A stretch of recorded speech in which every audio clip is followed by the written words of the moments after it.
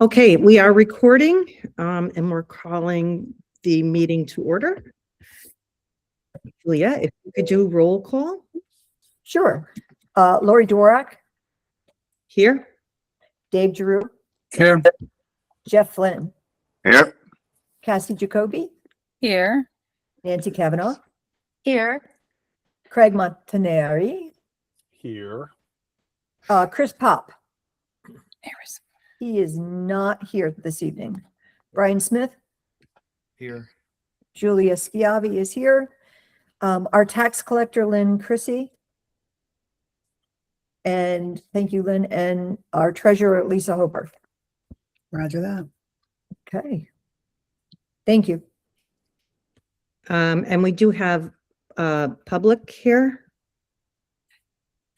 So I see Tish Mago. I Yep, see, here. hi Tish. I see Patty Fazio.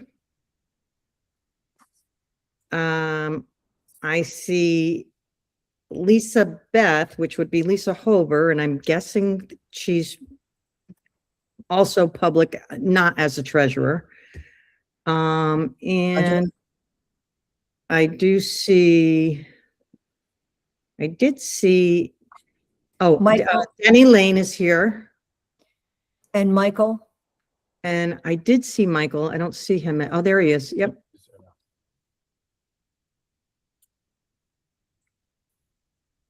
Okay. Did you say Denny Lane? I did Yeah. say Denny Lane. Hi. Denny Lane. Da, da, da, da, da, da, da, da, da. Don't Okay. give up your day job. All right. So it looks Watch it. like we have quite a bit of public here tonight. Well, more than usual. So I'm just going to go over the meeting guidelines. When you speak, please state your name and address. Address the chair. Please no longer than 2 minutes. And that's about it. And we will not engage. And we do not engage, no. So we do take everything that's said by public into consideration. And the board definitely hears everybody's commentary. And we will definitely take it up at a time that's not on our agenda or on a different agenda. So with that said, is there any public comment? All right, so Lisa has raised her hand. Go ahead, Lisa. Well, hello. So I want to thank you for responding to my email. And I don't have anything scripted right now, except that I know that, it included a lot of information. In addition to that, on my way out of here and on my way back in here Sunday night, I saw that there was more infractions. There was a party down there till very late at night. I don't know if that adds to it, but I realize if I added to it, it just seems like, I'm putting a lot out there. I want to also add that I'm looking to be a part of the solution too. So if the Board of Governors would consider a committee ad hoc or otherwise to be looking at these and making recommendations, to be looking at the entire situation with the pavilion, everything I've raised, anything anybody else has raised, anything going forward, anything concerns the board has, I'd be willing to participate in that. Clearly, there's been some organization, and that I know that there's more than a handful of people that are concerned about this. So I think that the members could and should have a voice in this. And I hope that you consider having a committee. Thank you. Thank you, Lisa. Mike, your hand was raised next. Can you just tell us your address because we could see your name? Sure. It's Mike Rochlow. We're at 127 Wildwood. I submitted a letter to the board, and I know that was late today. So, but it aligns somewhat with the the issue that Lisa had presented, which I know the board had an opportunity to review. And I guess I would, I tried to approach it ambivalent to the event, but more about the usage and how we govern usage of the pavilion. So, and I would also echo what Lisa said, to the extent that I can be of any help in driving to a solution that works for those that are concerned and is easy and clear to administer for the future, and potentially take the board off the hook for being the bad guys on anything that comes down, as you often end up being, the bullseye on the target for things that it's done in a collaborative fashion. I think that could potentially be beneficial. So again, if there's any desire and if anything happens, I'd be happy to participate if someone thought there was value in that. So that's all I have. Thank you, Michael. Thank you very much. Is there any other public comment? Okay. So we are going to move into member correspondence, and as you all, I don't know if everybody checked their email, but there were several letters written, emails written, and 3 of them are in response to the pavilion. So I'm going to read them. So bear with me, please. Board of Governors. Ideally, I would like to have nothing but positive thoughts about the wedding that took place on June 13th, 2026. While floating in the lake near Second Beach, I watched the horse and buggy stop for photographs with the wedding party. It was a sweet moment and seemed like a wonderful way to celebrate a special occasion within our community. Later that day, however, as I drove past the pavilion, I noticed a service bar, commercial tents extending onto the beach area, and what appeared to be seating for approximately 75 to 100 guests. Based on the setup, it was evident that the pavilion was being used not simply for a gathering, but a full-scale wedding reception. While I understand the desire to celebrate important milestones within our community, the event raised broader concerns about the appropriateness of using the association pavilion for large private receptions that include alcohol service. The pavilion was never designed or constructed to function as an event venue. It has no plumbing, relies on only 2 portable toilets, and is centrally located within a densely populated residential lake community. These limitations may not be significant for member gatherings or association-sponsored recreational activities, but they become much more important when accommodating a large reception with a bar and a substantial number of guests. My concerns fall into several categories. Sanitation and facilities. The pavilion lacks permanent restroom facilities and depends entirely on 2 portable toilets. Alcohol consumption generally increases restroom usage, creating additional demands on facilities that are already limited. This raises questions about whether the site is adequately equipped to support events of this scale. Association liability and safety.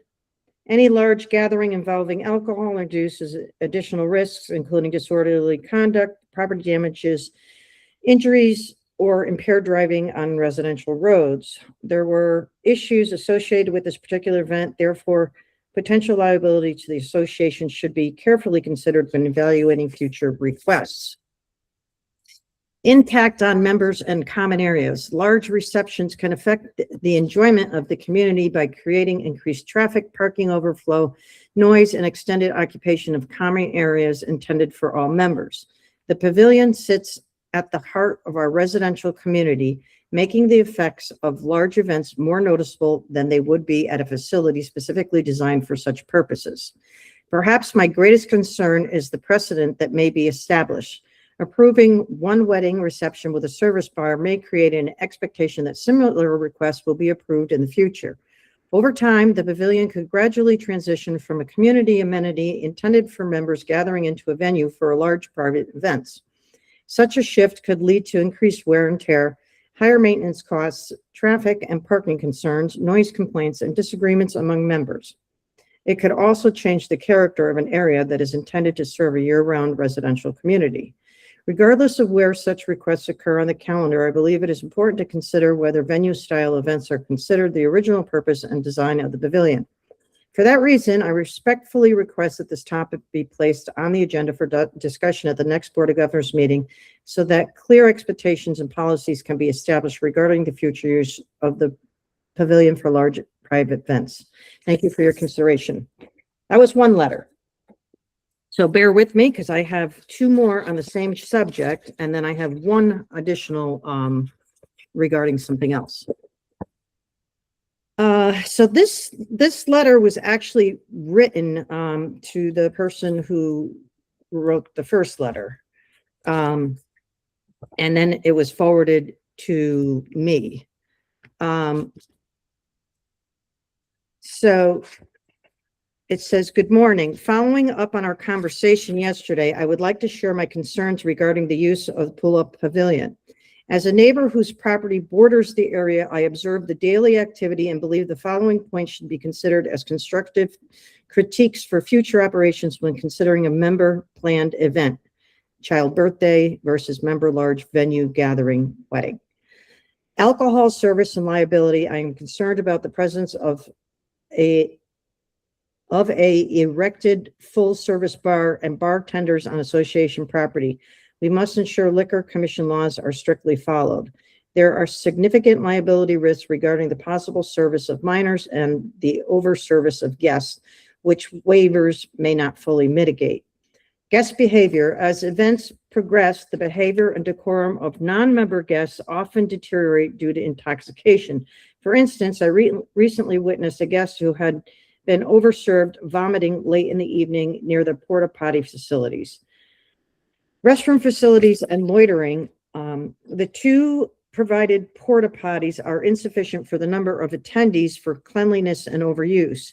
These areas have become gathering points for smoking and vaping out of sight of the main pavilion. Occasionally, the smell of marijuana spreads into both common and private property areas. Parking area. Non-members frequently congregate in the parking lot and crosswalk to tailgate and drink. This has led to issues with loud, boisterous activity.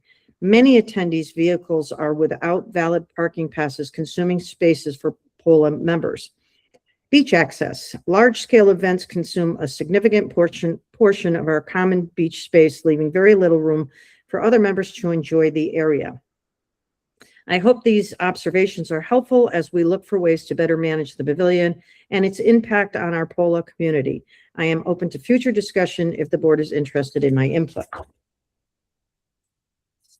And the third letter,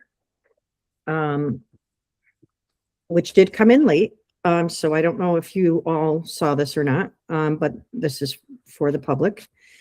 First, thank you for the time each of you volunteers on behalf of our association. I appreciate the work that goes into serving our community, often behind the scenes and without much recognition. Like other property owners, I have given considerable thought to the recent use of the pavilion for a large wedding reception.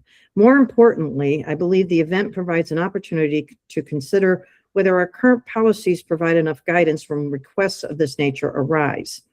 As I got into writing this letter, I realized I was thinking less about this particular wedding and more about what it means for the future use of the pavilion. Based on what was visible, the event included commercial tents extending onto the beach, a service bar, and seating for what appeared to be approximately 75 to 100 guests.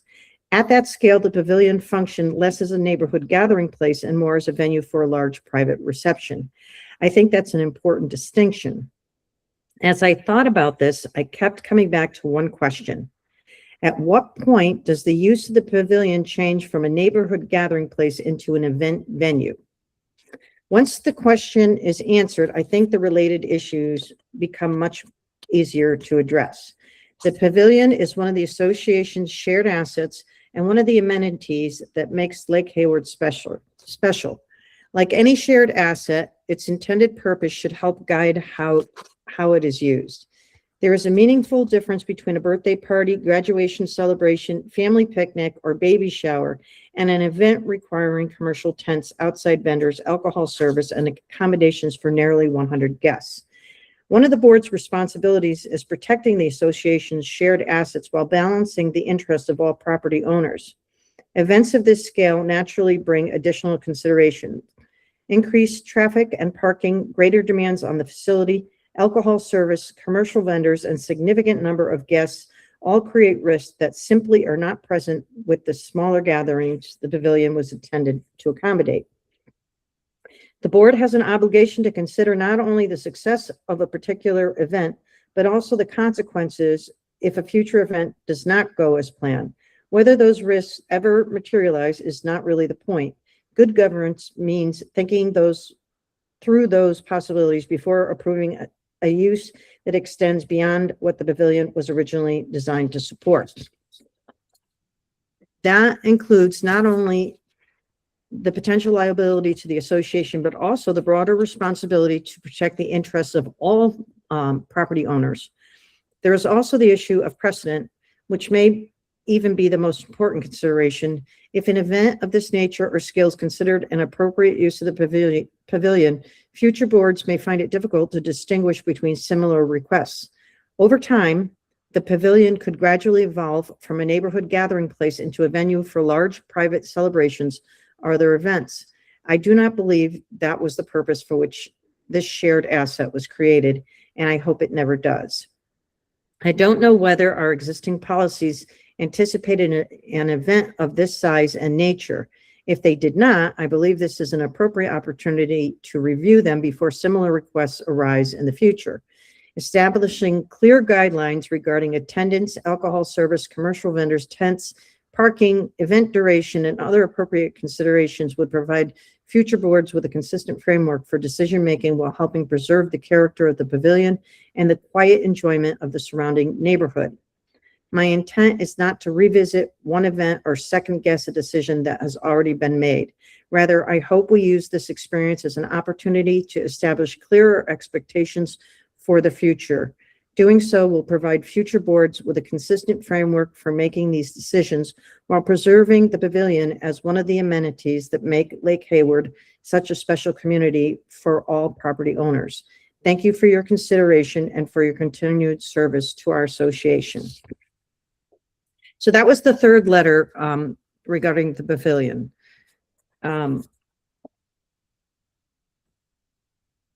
I have one other letter from a member. Hi, Lori. She gives her address as Lakeshore Drive. She's next to Second Beach. My husband and I have noticed that in the past couple of weeks, chairs and flotation devices are being stored at the boat racks. Just wanted to know if that was allowed. If it is, then it's fine. If not, can we send out a notice? Thanks in advance for answering. Hope your summer is going well, and I want to thank you for all you and the board do. We love it here. Which that was nice. So those are the correspondence that I have received, and we will definitely put those concerns on the table, and hopefully we can put that on the agenda for our next meeting to discuss the pavilion. But my answer to a couple of those letters, except for the one that came in late, was that we are discussing insurance tonight, and it does involve a little bit of the pavilion. So so that needs to be settled prior to talking about the pavilion. So I think it's best that we're going to table that until our next meeting. We do have a lot on the agenda tonight, but definitely a lot of concern there. Okay.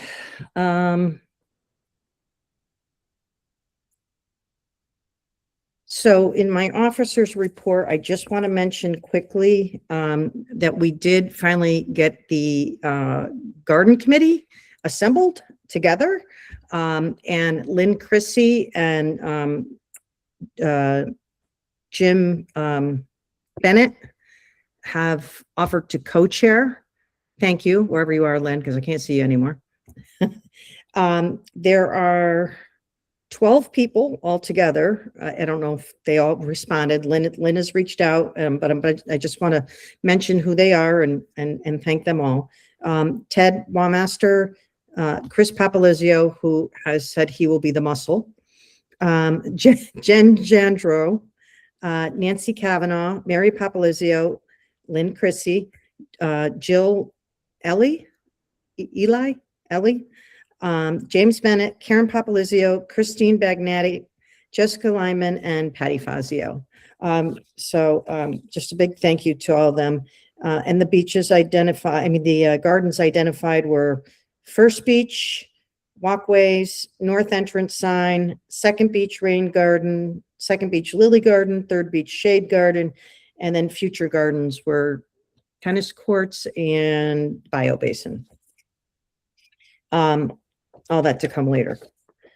But thank you very much for taking that on. And Craig, I'll get you that list so you can add that to the committees. Okay. And then I just, for the public, I'd like to state that the East Shore has contributed. We had a July 15th cutoff date because, and I think Lynn will explain most of this to you when we had get her tax report, but we had a July 15th cutoff date to apply our contributions from the East Shore towards the dam restoration project. And I just want to say, the offset number that we were able to use was $32,296.37 that the East Shore contributed towards the dam. So thank you very much. That helped a lot. And I'll let Lynn talk more about the mill rate and so forth. But it was a good expectation, a good turnout. We had no idea what to expect, and it did help offset the mill rate. Okay, so now I'll let Lynn tell you more about it. So Lynn. Yeah, let me start with, let's talk about the taxes first. Okay. At the owners meeting, we handed out over 100 tax bills. People picked them up there, which is great. That means that we get to save the stamped envelope. I'll use them later. But it also means that people had their taxes in hand, and we're getting a great return on the taxes, in terms of how many are paying their installment versus how many are paying in full. I'd say right now it's probably 65-ish are paying in full. So not bad. But, Lisa Hober and I are working that out. And so the monies are coming in, which has been great. Fewer returned envelopes this year. And I think, again, that has a lot to do with, Julia, myself. I've been really on top of making sure that we have property owners' information and that records are queued up so that we're getting these things mailed to the right people, even when they don't let the town of East Haddam know what their permanent address is. So again, I think that every year we get a little better on the tax side. As Lori mentioned, we've been watching, these additional contributions. Now, my understanding is that the number, Lori, that you gave us, that is as a result of that most recent request for funds. We had collected money prior from East Shore. And Right. So I'm thinking that, if you think about that in the aggregate and you add what we've got as a result of this most recent drive, plus what they give us, that's almost $50,000. It may be even over $50,000. It is more. And yes, that is good to point that out, Lynn. So it was, let's see. 57, if I'm calculating that right, 5, 6, 7. Yeah, so about $57,000 in total. Which, From- from 90 households that have no obligation, they have no legal obligation to contribute toward this dam.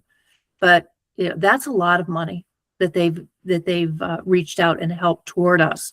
So I do hear grumbling from time to time. You probably all do. Gee, what about those East Shore? You know what? East Shore has stepped up. And, I'm glad that we get to recognize that, because they are really helping us out. Having said that, that did help the mill rate for us. And so we did establish a mill rate for the assessment. It's going to be 6.309. I know you're all pulling your abacuses out and looking at your assessments, but it should look like less than now your property tax times 2. So when you heard me at the owners meeting and I said, look at your total and multiply it by 2, I feel pretty confident that when people see the assessment and it's less, that they're going to feel a little better about that. And again, that's largely thanks to the people from East Shore stepping up the way that they did. So legal notices are drafted. Those will be going out. The assessment is now in closing letters for new owners. That's something that the attorneys need when people purchase properties here. And I have a call out to our software people to have them, confirm to us what we need to do to now move ahead and get those bills generated for the assessment to go out September 1st. Any questions for Lynn? No. Lynn, thank you for everything you're doing. It's really, really above and beyond. Team effort. Yeah. Thanks. Sure. Thank you. Okay. So our next would be our treasurer's report. Lisa? I don't have a lot. As you all know, Lori reminded me that I didn't put the reports up there. I hope I didn't starve anybody from looking at them, but they're up there now on the drive. And I additionally have sent an statement of activity report, which is I'm going to send every month before the board meeting so that the board members, so that you can actually see what's spent since your last board meeting. So it's not a recordable report. It's an informational report. Take a look at it. That way, when we get to, budget season next year, we're not thinking, where did we spend? I want to give you a bird's eye view of each month's spending all through the fiscal year. Or if you needed something else other than that, you just let me know and I'll conjure that up too. But aside from that, going forward, all the reports will be submitted from QuickBooks. I probably will run Quicken as my training wheels still because I can't kick them off the bike. But we will be going forward with QuickBooks as our official reporting. And that's all I've got. Any questions for Lisa? Okay. Thank you, Lisa. And thank you for all your work on the East Shore donation spreadsheet and all that you did too. That took a lot of work as well. All right, Denny is going to talk to us about the biodetention basin, and I'm not sure if any of you have heard any chatter about it needing refinement and nutrients in our lake and what's been happening, but we're going to have Denny give us an overview.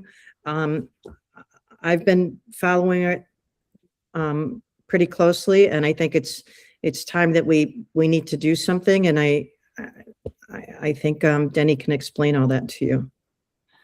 Okay, can you hear me okay? Yep. Okay, good.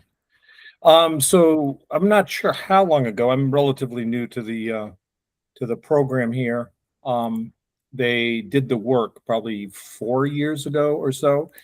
So the intent the intent of the detention basin was where water is coming down from toward First Beach, between Hayfield and the one that goes up to the farm. The intent was to build a detention, meaning that it would hold the water for a period of time, not retain it forever, to allow the particulates and the nutrients to settle out.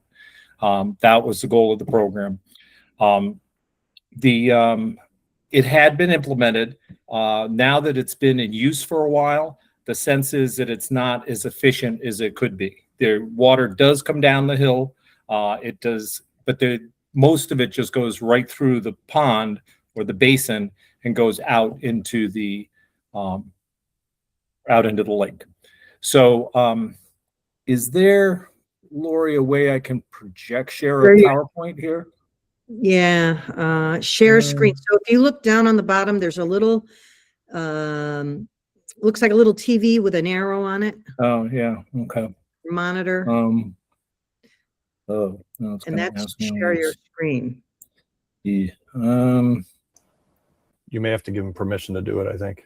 yeah. All right, well, let me not do that and not take up all the time to do that. So basically what happens is where the water comes down, it kind of goes straight down toward the lake. It doesn't go out into the main body up toward Hayfield. So there's a lot of room for more water to go in there. So the team has suggested, and we've talked to the town, Jim Ventris has approved kind of optimizing.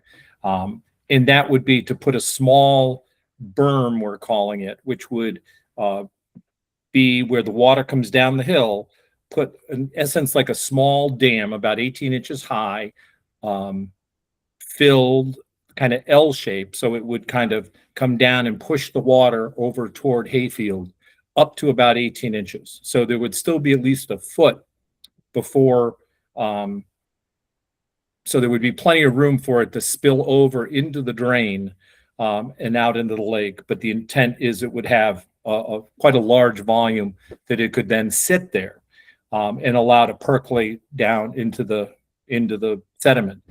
Longer term, Lori mentioned the rain garden. It would be an ideal place to plant for nutrient absorbing plants. Once we get greater amounts of water that can stay in there and it can be absorb it more effectively. So we've talked to, we have some queries out there to get a pricing for it. The Elquick group has looked at it. John Gilmore on that is very involved in engineering work. So he's kind of looked at the sense of what we need to do and to build this fairly small berm, about 18 inches earth covered with fabric, basically, barrier, and then riprap rock to cover that, and then allow it to pond in there. Longer term, as I mentioned, we can add nutrient plants to it to allow it to absorb nutrients even more. And potentially, if that's successful, then we could talk to the town about even potentially moving more of the water that comes down from Julia and Lori's area there. Those drains go right down into the lake. They could, with a modest amount of construction from the town, be allowed to go in and also be detained in there. The largest area of nutrients going into the lake, which is the predominant reason that the life cycle is so rich, and the algae and the weeds are growing as much as they are, is that we're getting richer and richer amounts. And by far, for the whole lake, that area right there at First Beach is the largest amount. So if we can tackle that, the sense is we can maybe potentially defer some more dramatic actions that other lakes have done, like aeration and more costly things to try to maintain the health of the lake. So this is being viewed as a fairly low cost, and we don't have an actual cost, but it'll probably be under $10,000 to improve that, and then we can see and go from there to allow greater amounts of water, hence more nutrients to be captured and retained in there. So that's a quick synopsis on that. Lori, And what did I miss? we would also ask the town to pay for half of it. Yeah. Yep. And what else? I mean, Um, what about that other berm, Denny?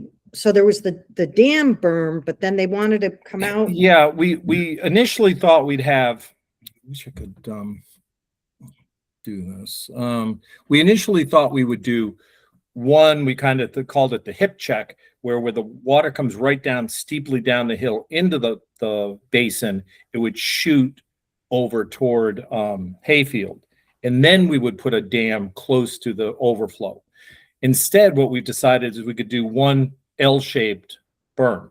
It would simplify construction. And so we've gone from two smaller berms to one medium size. We think it'd be cheaper, easier, and have the same net effect. Okay, and less to manage because it's only one. Less to manage. And I know people have talked about, oh, did we build something that doesn't work? And, you know, all the effort that went into it. If you've ever gone up and stood like on the edge of the basketball court and looked down, it's not quite vertical, but it's pretty darn steep. And for 4 or 5 years, there's only a few rocks that have fallen out of there. So it was put together pretty darn well, and just really needs a little tweaking or adjusting of the knobs to make it be, we think, quite effective. And the other issue is, and we've talked to the 8 Mile River Consortium, we're the headwater. So Lake Hayward is the headwater, one of the two branches. And there's a potential we could go seek some funding from them as well, because we actually lead and drive a lot of the downstream nutrient load. And the better we can make our lake, you know, the happier campers are all the way down to the river. Dave, you had. Yeah, I have a question. If we're going to retain more water, do we need a fence off that area? I don't think so. There is a grate, as kind of a safety grate, to prevent people from like going into the tube. It's like a 24-inch pipe under the road. Even at the biggest time, it would probably only be in a big heavy storm, maybe about 18 inches of water. You can drown in a bathtub. So, but the likelihood, the sense is, according to John and some of the others in Ventress, that it would, we're talking hours of retention, not days of retention. So it would not be a mosquito trap. And, that's a good question, Dave. I don't know. Somebody goes in there, hey, look, there's a pond, and go. I mean, the insurance company, either last year or the year before, asked questions about the size of that and the depth, and they were taking that into consideration as they put together our premiums. So I'm just wondering if we're going to make it not so much broader but deeper. If we get into a fencing situation, it's expensive. Yeah, and ugly and more to maintain. My take on it is it's not changing the dimensions of the basin at all. It's not changing the outflow. It's not changing the height that it could water could go to. Water could go to that level today. But it's a fair point. And with insurance being such a sticky wicket, expensive sticky wicket. Mm-hmm. And the key is that Jim Ventress has blessed it as a refinement and enhancement, so we don't need to go back to deep and change a permit or anything like that either. Yeah, but he came out and walked the property, pounded some stakes in, gave us some guidance, and we're implementing what he had suggested. We're like, great idea, Jim. We're off marching. Does anybody else have any questions for Denny? Nancy, I see Well, that was you. easy. I just wondered if we need to clarify to the community more, because I'm seeing people walking their dogs in there. The kids used it for sledding all winter. Kids are playing in there. And I thought initially it wasn't supposed to be used by the community. So I think we need to get clear on that. I did see a wicked cool wiffle ball game there the other day. So it might not be catching the water as well, but it's doing great for wiffle ball. That's a good point. I don't know if more signs would be helpful, or if people just take them down. Sorry, too sensitive. Brian, you have a question? A simple one. Since Denny didn't present it, could Denny offer that to you and mail out to the board? Sure. Yep. Yeah. Oh, Mark oh, can yeah, walk his slide? Yeah. Yeah. Yeah. I can send it. I'll send it to the distribution while we're talking. And if people have, Oh, maybe I'll, the board. I don't know. I'd rather not mess up the thing because I don't really know how to drive it. If it was Teams, I could. That's dumb. but- Yeah. Visual. Thanks. But Brian, that's a good idea. I'd be happy to do that. Julia, you have your hand up. Just a suggestion, and if Denny can maybe put something in the newsletter as well for the membership. About the purpose of it, or once the work is Well, done, Julia?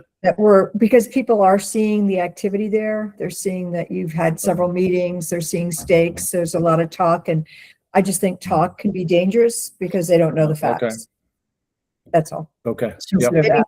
Maybe write a blurb for the newsletter. Sure. We put it in Sure. the newsletter, then people understand what's happening, if they don't watch the board meeting. I don't know. Who would miss the opportunity? Now, it's not what everybody likes to do. Michael, I see you have your hand up, and I'm sorry, but the public is not allowed to engage. I think he left. I don't know what happened. Maybe he was trying to leave instead. Any other questions for Denny?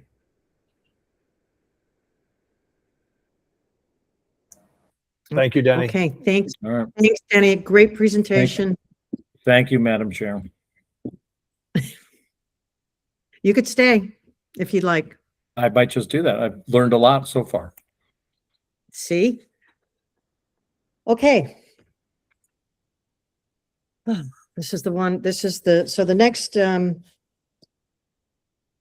next discussion is on our insurance. So Dave and I will probably both give you a little briefing on what's happening. And the only thing I want to say right now about the pavilion is that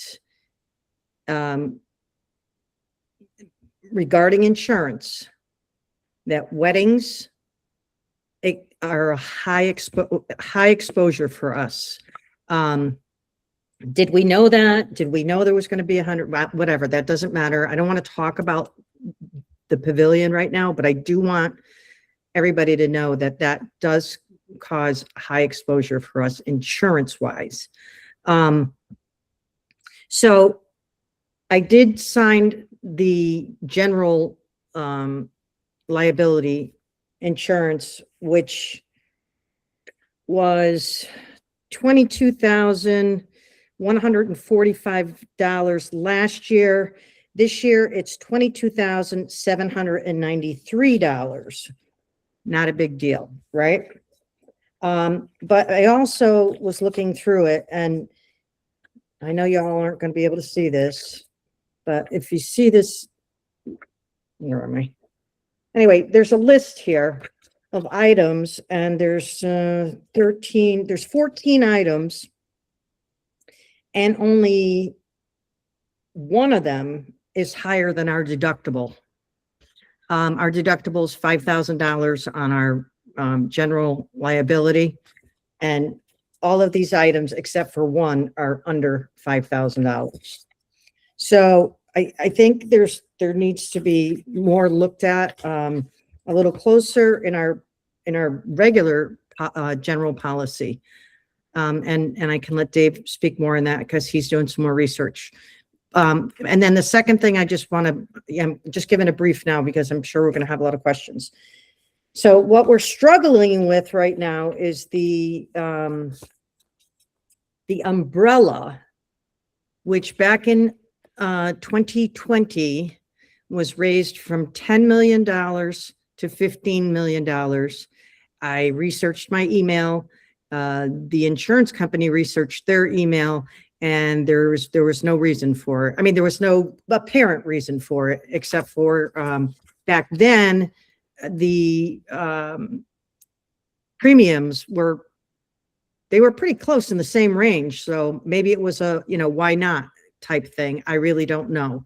But there wasn't anything that happened or anything that was said. It just went to $15 million. So with that being said, we currently have 3 quotes because our $15 million policy went from last year, $15,000, 127 to this year, $27,681. That's not acceptable. It's 83% higher. It's just not acceptable. So the broker, Jackie, I had her do some research and look at different policies for us. And 3 companies completely turned us down, period. Couldn't even come close to touching anything. One company came up with a $10 million with no retention, no deductible, at $21,291. However, that one I found in the paperwork says that we have to be some kind of member because they're, it's a non-refundable annual membership fee. So for $10 million, it would be $5,918 $1,000. So I don't know if that's included in their $21,291 premium or not, but that's not acceptable either.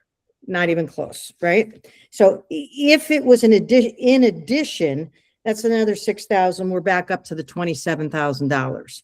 So I have to ask if that's inclusive or not. It's not clear. And then we also have a offer for $5 million umbrella for $3,649, but it has a $10,000 deductible, which in the grand scheme of things is really not nothing. So those are our 3 umbrella options. What was the cost of Dave, the last? The $5 million one? Is that you asking, Dave? 5 million with the 10,000 deductible. What was that cost? $3,649. Yeah, I just wanted to make a point that within the property liability package, there's also a $1 million per occurrence liability insurance. So in addition, the umbrella would be in addition to what we're carrying as part of our property liability. So if we went at a $5 million threshold, we would actually be carrying $6 million worth of liability insurance. And if we went at a $10 million threshold for the umbrella, we would be carrying $11 million worth of liability insurance. The other thing I wanted to point out, just 2 quick things, bear with me, I'm sorry. I did some research on what jury awards were regarding drownings, which I think is our biggest risk here in the association. Typically, a jury award is around $7 million. That said, most cases settle for less than that.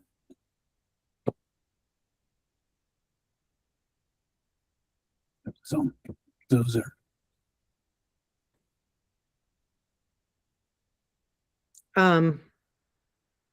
Is there any other questions regarding the, oh, go ahead, Craig. If I understand you correctly, you said a 10 million with no deductible is like 27, 26, No. either 21 or 26, because we have to be a part of that member thing, right? Right. And then we have a 5 million with a 10,000 deductible for 3,600, 3,649. Yes. Okay. Would that company who offered the 5 million do a 10 million? Is it the same company? Nope. They and won't go higher than the 5. Okay. Nope. All right. So she reached out to a lot of even different brokers. And I mean, I saw the prices on some of them and they were just, well, here's one right here. This Kevin Davis, this one is this the $10 million one? Okay. All right. So I'm going to back up. It does include the membership fee. So the 21,291 does include the $5,918 membership fee, which I'd like to know a little bit more about the membership fee thing. I've been looking at all of these and I'm not really sure I understand exactly what the PPP is. So I'd like to look a little bit more into it, but there's a lot of these pages. And that one is only 10 million. They won't do a 5. So you didn't get a comparable to the 5 anywhere because nobody would offer it, right? None of them, I couldn't get comps for Yeah. any of them. So yeah, this does show the membership fee included. But so this same company that's doing the 10 for 21,291, for the 5 million, they want 15,794. So no. It's a lot to consider.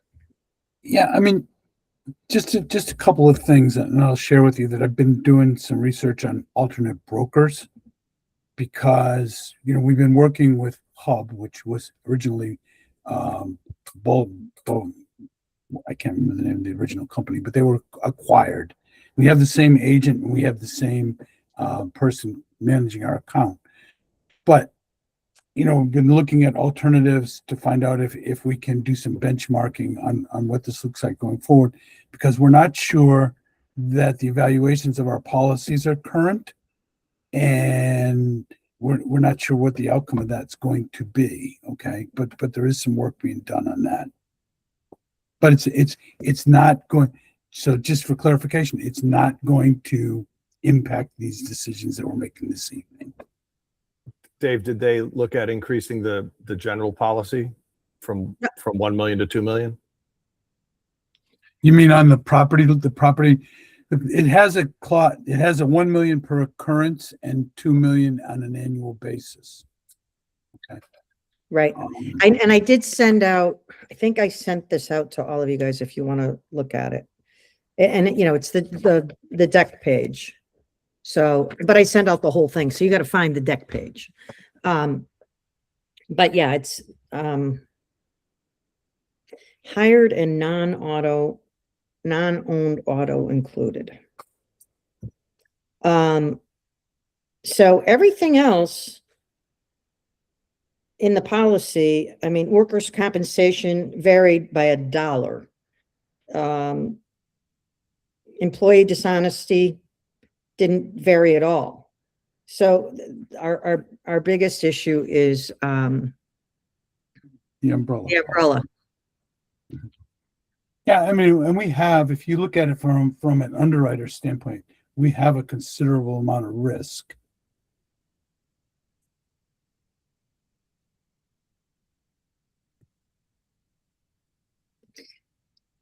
I mean, personally, I don't think we can afford the 27,681. I mean, in our budget, I mean, it would have to more than likely come out of the reserves. That's a huge, I mean, we went from $39,621 for total premium to $52,822. We budgeted 40,000, I think, which would have been right on. So, I mean, we're almost 13,000 over budget if we go with the 15 million.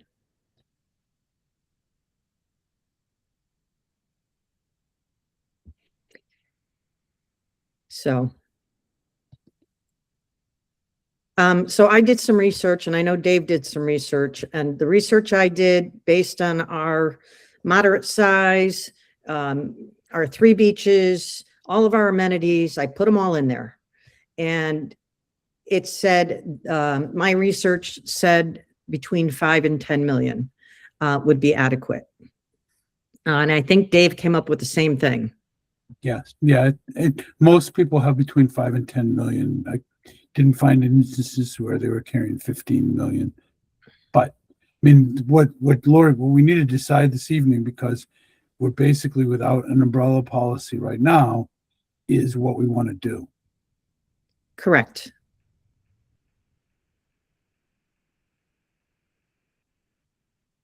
Hold on. We do need to make a decision tonight. I did sign the binder for the policy, the general policy, last night, which is when our policy lapsed. And our broker does know that we're having a board meeting tonight to decide where we want to go, who we want to go with. Does anybody have any thoughts?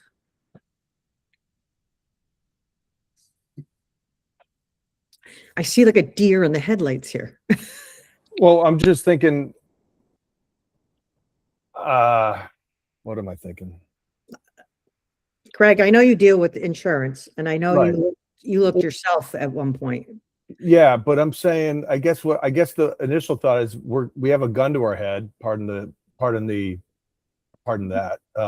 This was completely unexpected. Right, but at the end of the day, insurance is annually billed, and if you pay it in advance, forget how it's funded, but if you pay in advance, you'll get a premium refund for the unused premium, generally speaking. So if we used 3 weeks of the premium, you're going to get the majority of that money back when you cancel it and find a new carrier. So I know we're not made of money, and money doesn't grow on trees, but if we have to have insurance, we have to have insurance. So if we have to decide on this, is there an option to pay for it monthly? I know it's usually an additional charge for doing that, but if we pay for it monthly, then we buy ourselves a month. Not the most ideal, but if we can get our act together in the next couple of weeks and figure things out. The proposal we received, and I think this is where you're going. The proposal we received does have a caveat that says there may be cancellation fees if we cancel the policies before they reach term. On the increased premium one? Yes. On the renewal? Yep. There may be. What are the There may circumstances be. for the may be? So this is on the hub one. So Dave and I aren't positive if it's on the general policy, but the general policy right now isn't the one we're truly having an issue with. I mean, No, we it's can- barely moved. Right, it's basically the umbrella policies. it's right. So while we still can look, Dave has reached out to brokers, different brokers, that compete with our broker.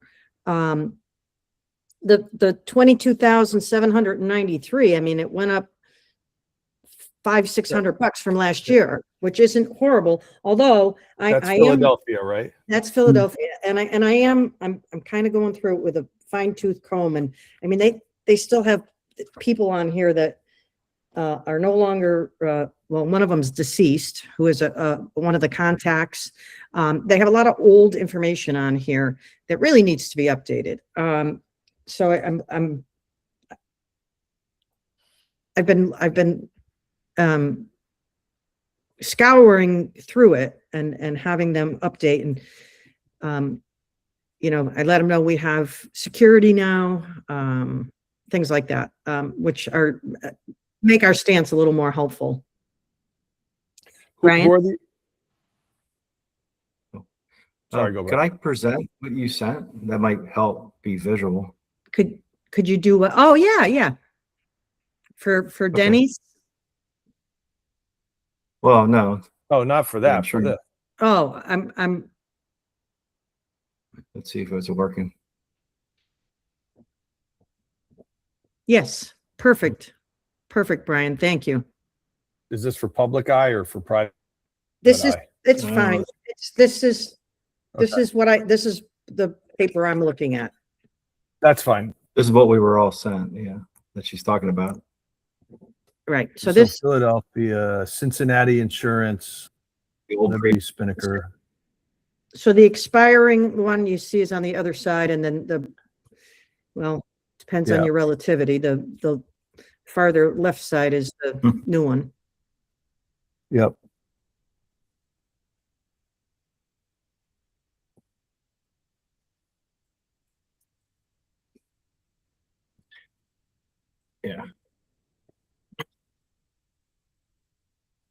I think I can see that. Can everybody see that?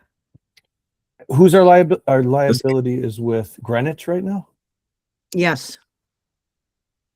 And Greenwich is the one that came back at 27,000. Oh, I'm gonna look at my own paper. Hold on. And is so No, so Greenwich wouldn't even insure us again. It's now gonna be Liberty, unless they bought out each other, because it's Liberty oh, yeah. Okay, I got / Kevin Davis and then Greenwich / Kevin Davis. So I think it's the same company. It's just Kevin a name Davis is just change. a broker, maybe. Yeah, I don't know. But then there's Spinnaker, Kevin Davis. So He could just be the broker, and he's offering it from two different companies. He is, the he is broker. a broker. Kevin Davis is a broker. okay, was that one of the Which ones checks that you It's one of the ones that I originally looked at, but they're based out of California. And like having a broker in California didn't seem like what we wanted. I remember your list, but I remember the list. yeah. I just don't remember. They were not on the 6 that I solicited, but they were Okay. on the original list that I looked at. Okay. So we are looking, again, at different brokers, not just insurance companies like we did last year. We looked at the, and I always mess this up. What was it called, Dave? The municipality, Right. Yeah. The company, there's one company in Meriden that insures a majority of the municipalities in the state of Connecticut. I had a discussion with them last year, and I based on guidance from Lynn Chrissy, and they told me at that point in time that they would not insure us because of the dam. That they did not insure dams, and I've not been back to them again since. However, I could add those to the scope of work. I wonder, I'm just throwing this out there because East Haddam owns half of that dam. Who covers that? Just throwing it out there. So the big gorilla in the room right now is the umbrella. Go ahead, Nancy. I just wanted to say, being a person that has very little background knowledge on this type of thing, I appreciate all the work that you've already done. That example that Dave gave about juries and drownings and all of that, are there any other examples that we could grab to help us make our decision in any other area? Do you know what I'm saying? So according to the insurance company, Nancy, what Dave said, the highest exposure we have is drowning. It's the lake. Right. But the financial figures that he gave us, can help us with our decision. And you said something also about weddings being high exposures. So we obviously could do something about that if we discuss at a later date. But is there nothing else that we can point to directly as potential incidents that would really affect our decision? Again, I don't have experience in this area. It's, I'm appreciative of those of you that do. I predominantly focused on what I thought was the highest risk. And when I researched with all of our amenities and everything we had, like I said, I came up with, it actually said 5 million would be comfortable. 10 million would be the best. And it was a lot of research. It wasn't just, it was a lot of research. Cassie. You're on mute. Oh, Hi, sorry. that's okay. I'm just wondering, like, what kind of situation could we get ourselves in where we could get sued from a drowning? Because it is a public lake and we don't have lifeguards, and like, how could that? I'm sorry about the baby. Well, unfortunately, probably like something what happened on the East Shore. If it happened over here, possibly. I really don't know. Yeah, I mean, I don't know if we're even still liable with respect to what happened in March, I mean, I don't think that's played out yet. I don't think we can be. Meaningful. No, I mean, you could sue anybody you want in this country, but we can't control what people do, period. So, I mean, if like, I would think in a circumstance where there was a Pula event and somebody ran from the pavilion and jumped in the water and hit their head on a rock, maybe they could pin it back to Pula. But if somebody just walks off the road into the lake, that's not, Pula can't be responsible for that. So it's the question of, it would have to be a Pula sanctioned event where somebody drowned. Like, We have 20 waterfront properties that we own. yeah. But so somebody walks through our property to get to the lake, swims and drowns, or, I mean, you can't, how am I responsible for somebody walking into a public lake? First of all, they're trespassing if they don't belong there on our property. And if they, I'm just, listen, I'm just playing devil's advocate and trying to throw it all out there for conversation. Cause Yeah. I know the insurance world. I mean, it's, I also know the litigious world we live in. And then when you think about it, if we get sued, you spend money on a lawyer if our limits are only $6 million. I don't see a situation where we could possibly be liable for somebody drowning in our lake. Okay, so I'm just going to there's somebody that dialed in with a 386 number. It's Keith Marvin. If you can identify yourself, please. And let us know who you are for our records. And you're muted, by the way.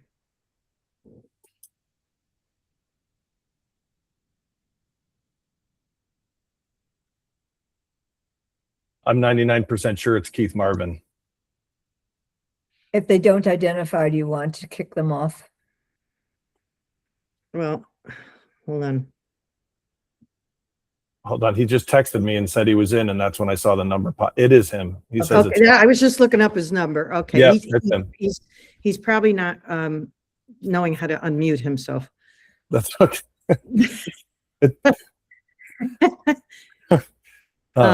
Anyways. Okay, Julia, you have something? Thanks, Craig. Yep. Yes, Michael seems to be, I don't know if you all can see his comments, but he seems to have knowledge in this area. And I just want to say, we're not supposed to be engaging, but maybe he would like to present in writing to the board all of his suggestions that are popping up, because we can't take them into consideration now, but some seem quite interesting that we may be interested in looking at. I 100% agree with that. I've been reading them. Yeah, Julia, I was going to reach out and bring them up to speed on what we're trying to accomplish and look for input there. But as we, it's all, other than the umbrella policy at this point for this year, it's a done deal, and unless we find some significant savings in what we're doing, then I don't see much changing. Right. I agree with Dave. So unfortunately, we didn't see this coming. If it was the same as last year, we would have been fine. But we are under the gun right now. We need to make a decision. We have to have it done tonight, Lori? Sorry.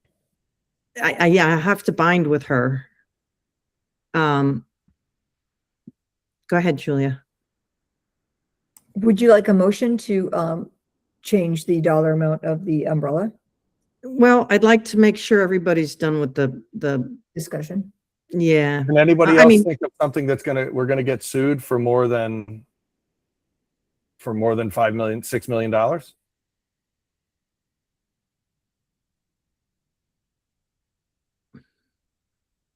Go ahead, Brian. Well, I'm just trying to get forward here. So is your recommendation the best option to lower it to the 5 million, the cheaper option of 3,600? So my research said it was okay, but it does make me a little antsy. Personally, I mean, I have an umbrella, you know, a Yeah, personal, we probably all do. and I get what we need it. I get it. We got to move forward though. So what's the with 10,000 or 10 million retention? 10,000 retention is a deductible, Brian. Oh, okay. All right. That's Right. the same as for which is deductible. really, in the grand scheme of things, when you're talking $5 million, is not No. a big deal. And if But, you look at that and something happens and we have to hit it for our deductible, it's the same amount of money it's less money than what we spend on the other one. So nobody else has said anything we're going to get sued for more than $6 million for. I just don't see it happening. It's a public lake. We can't control everything that happens there.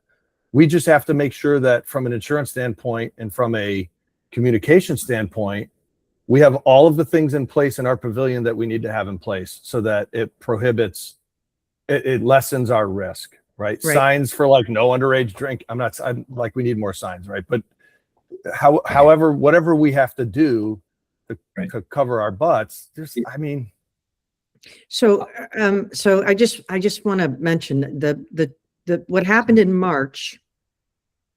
And I don't know if you all saw this, but I unfortunately saw it. The young boy that did Yes. survive, he's charged with boating under the influence, which I would imagine will subject him to being sued. I don't really know, but to Craig's point, if something like that happened, I think it could be like if there were two members from here that went out into the lake, and they were BUI, I think Pola could be no way. partially liable, but No way. It's with that one, it was at a private residence. that was, yeah. And they were underage, and No, they weren't. I don't they were think 20 years old. He was 20. Oh, okay. You're They're right. both 20, which means the rest of the crowd there was 20, which means the father or whoever owns the house knew that there was a party there. Somebody supplied the alcohol. So the lawyers are going to go after that guy. Right. Not us. Which was my point. So, But what you just said is like, if members of Pula did that, then how could Pula be responsible? so if it was on our side and they were on a association property, which we are trying to manage now, not having people out there, at times that are, whatever.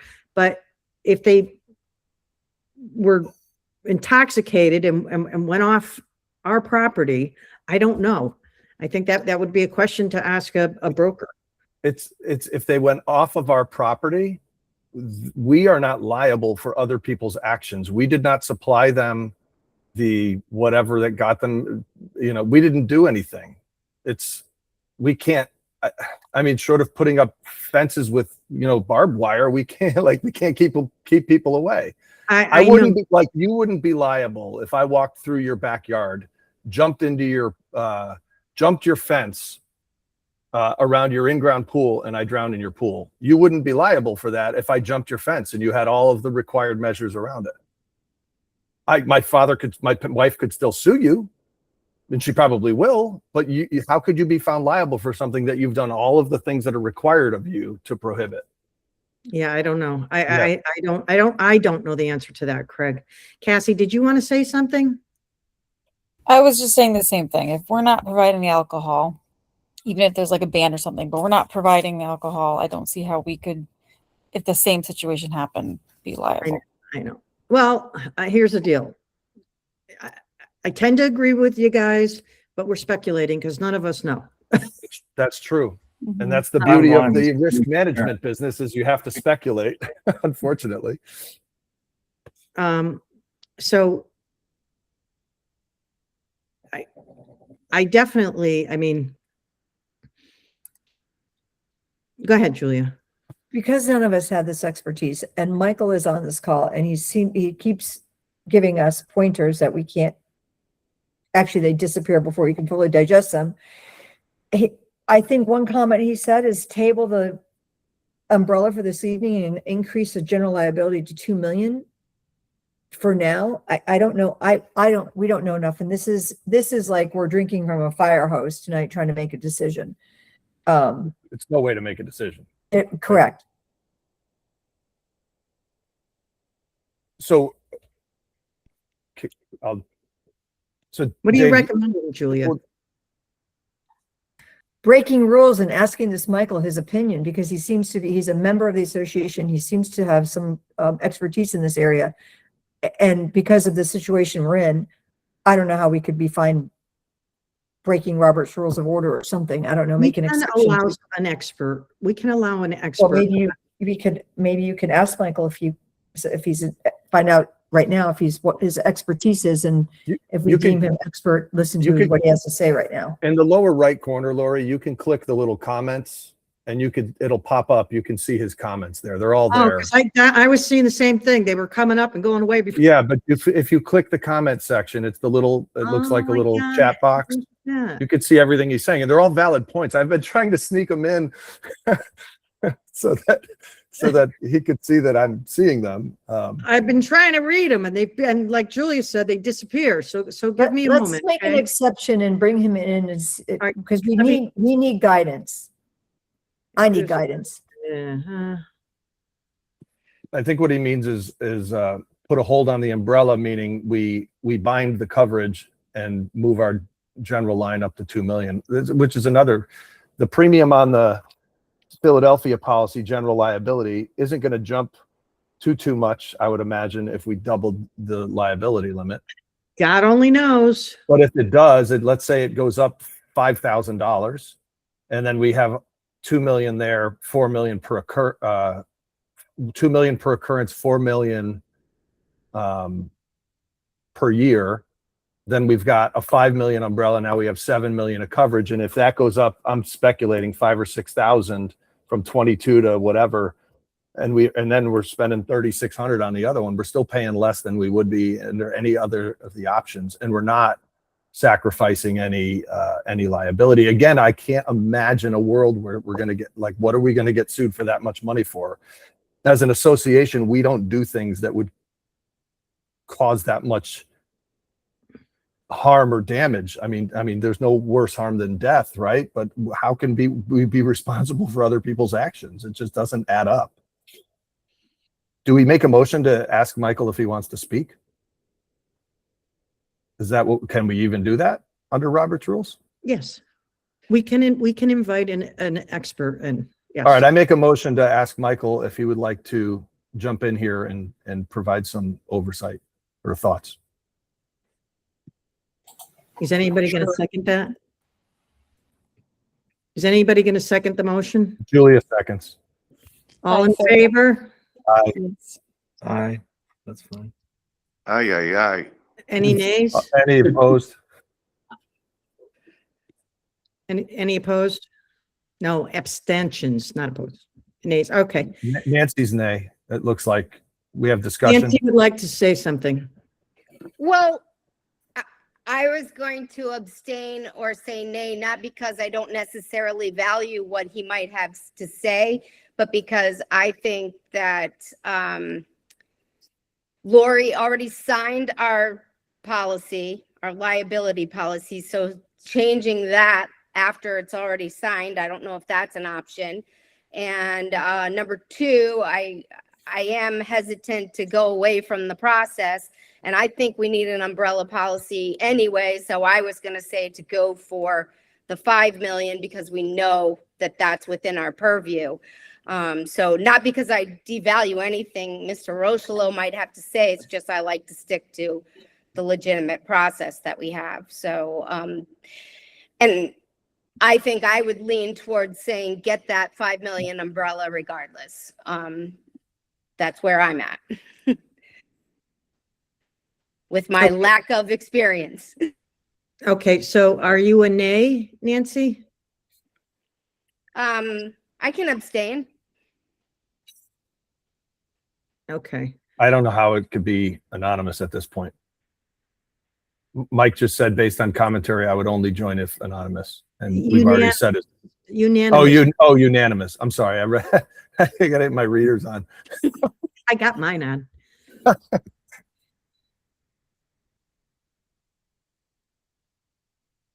Okay, so, so Nancy's abstaining, so it's not unanimous, so Mike is not gonna, speak. Thank you, Mike. All great points. Definitely. All right, so, I don't think you are.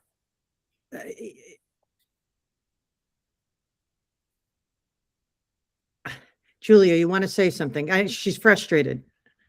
You're I'm muted. just extremely frustrated because I think this person could just give us some more information. And Mike, I really wish you would reconsider your position and just help us hear what you have to say. It may help us through this process. The motion did pass to allow you to speak, Mike. All right. Again, I'm not in the business of offending anyone, and that's why I was backing off without a unanimous vote of the board. So, because that in my mind creates nothing but problems for me down the line. But irrespective, I think you did a really good job. I don't understand or don't know the broker nor the quality of the broker. Given some of the data you said in terms of how far out of date underlying information is, I don't know that we have a broker doing their job to start with there. But, you know, what I was trying to point out is, you know, when we look at the lower cost policies, I don't know if the broker sat down with you, Lori, and said, okay, yeah, the premium is less, but it has these exclusions. The higher cost policy has these endorsements. It's different levels of protection. There's in the business, and Craig, if you're involved, you know, there is no free lunch. You know, I mean, there's trade-offs, and they could be perfectly okay that we make those trade-offs as an association, but it should be an informed decision, not a price-based decision, is what I'm cautious of. And without having looked at the policy forms and the endorsements and exclusions and other things, you know, you can, I don't know if they had a discussion, we could take back a self-insured retention on the umbrella and look at that, so that what we do is truly move it to a more catastrophic type of coverage with a higher self-insured retention or deductible, as people call it. Either way, you know, the way they do it in the business. I've gone through 3 different renewals in this past year, and I didn't see a hardening of the umbrella market. So I'm a little confused what was prompting that, because that's not what the trend has been in the market now. Investment returns have been very good.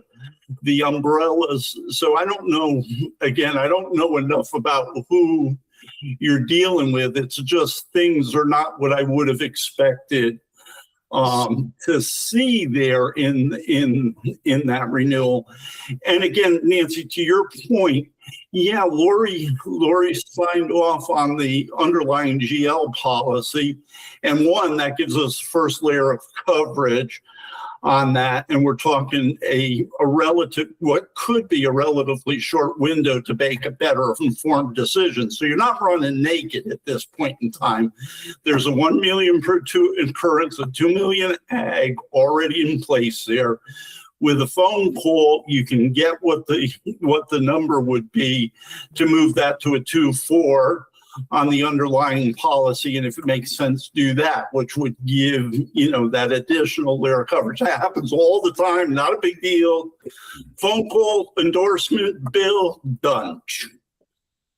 So that's not an issue and it doesn't put at risk. And if you decided that there was a better broker solution, again, that's a broker a record letter to move that underlying policy over, or to Craig's point earlier, cancel with a refund on that.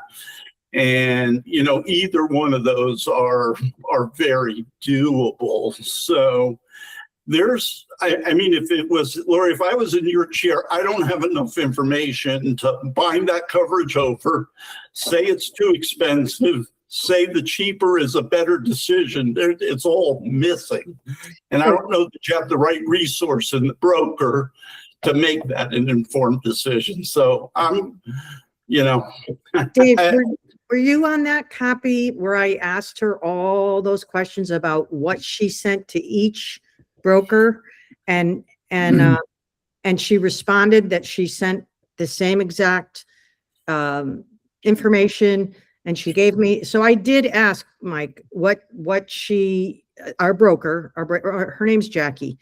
I did ask Jackie very specific questions on these policies, on all of them. So all those endorsements and exclusions are exactly the same. Yes. Or is it your list of questions? I don't. According to her, I'd be happy to forward it to you to look at. To talk to the points. That doesn't help you tonight when you're looking to make a decision. Talk to the points that you're bringing up. I also agree that I don't think the broker is how much of a valued account we are to that broker at this point, because you know, I did some research on that, and that's part of the reason that I'm looking at alternative brokers. Yeah. Because I don't think we're highly valued any longer. That's the first thing. And the second thing is I'm not sure that they're doing the due diligence that they should be with respect to what we're paying for premiums.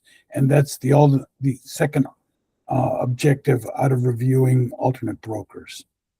Right. So, Mike, because we are a special taxing district, many insurance companies will not insure us, regardless of broker. This particular Philadelphia here actually is the same company that paid our claim for the pavilion burning down and still hasn't dropped us. And they're still fairly reasonable, although again, they're looking through the policy. There's a lot of outdated information and you know, just some stuff that doesn't make any sense. But to me, anyway, you know, we have a $5,000 deductible and we have 15 items that we're insuring that are less than $5,000. Yeah, that's the other place to again take a look at an increased deductible when you're in an increasing cost environment. You know that becomes a trade-off. Sometimes the pricing makes sense, other times it doesn't. You don't always see what you would expect in premium reduction for taking on more self-insured risk with the higher deductible. So, you know, those are the kinds of questions that we would ask. See, and I don't know, and I can check fairly easily on Philadelphia. So is the umbrella being driven by, it will be driven by the underlying policy. So again, I don't know if there's something in the underlying coverage that's driving the pricing on the umbrella. You know, because those layer together, they are a hand in glove kind of policy. It's where Philadelphia is saying, I'll only take risks to this level you need to go to.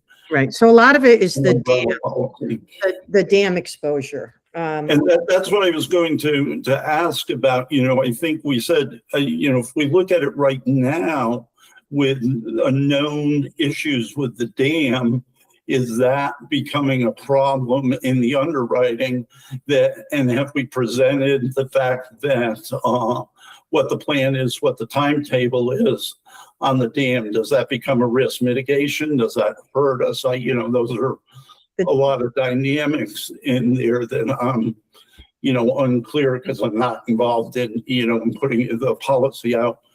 out to quote, but we potentially have a greater liability associated with a catastrophic failure of the dam maybe than some of the other liabilities. So that we is, look right. at. That is why we got turned down by several of them, with the. Mhm. as soon Yeah, as I no, heard we had a no dam. quoted. Yeah. No quoted. That makes sense. So, again, it's really, kind of the risk tolerance of the board to say, do we walk with just the current underlying policy, get more information, expand the quote population on the umbrella? I tend to think with the fact that we have, the dam, we're in a litigious society. Again, the point of blowing through all of this is the defense coverage may be way more valuable than the actual claims coverage on that, because all the defense coverage comes out of your limit. So if it costs $500,000 to defend, that would only leave $500,000 left to pay a claim. So you need to understand that too. That the defense isn't a separate limit. The defense is part of that liability limit. So you consume the liability limit by the legal fees that they pay. And if you want them to adjudicate the claim, they need to provide the defense for the claim. You can't take that outside to your brother-in-law who's an attorney and have them step in after. It doesn't work that way. Brian, you have your hand up. Okay. I'm looking through your summary. You did great work. I even looked at the email chain. I think I understand a little better. It's the same company. That's why you got a good quote. I'm surprised we never had Philadelphia having our umbrella in the past.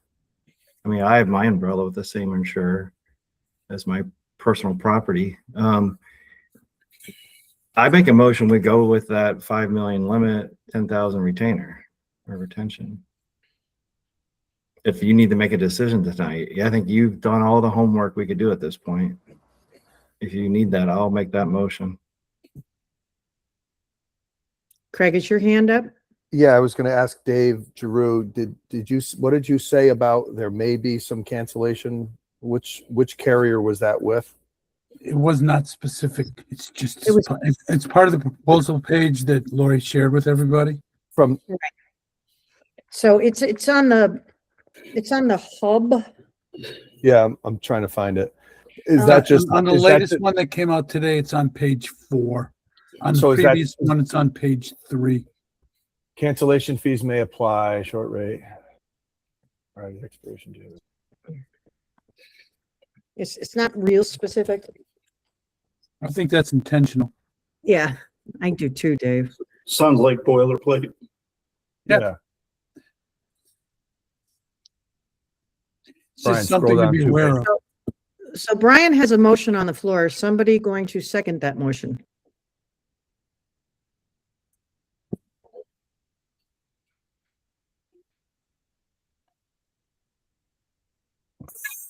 I mean, are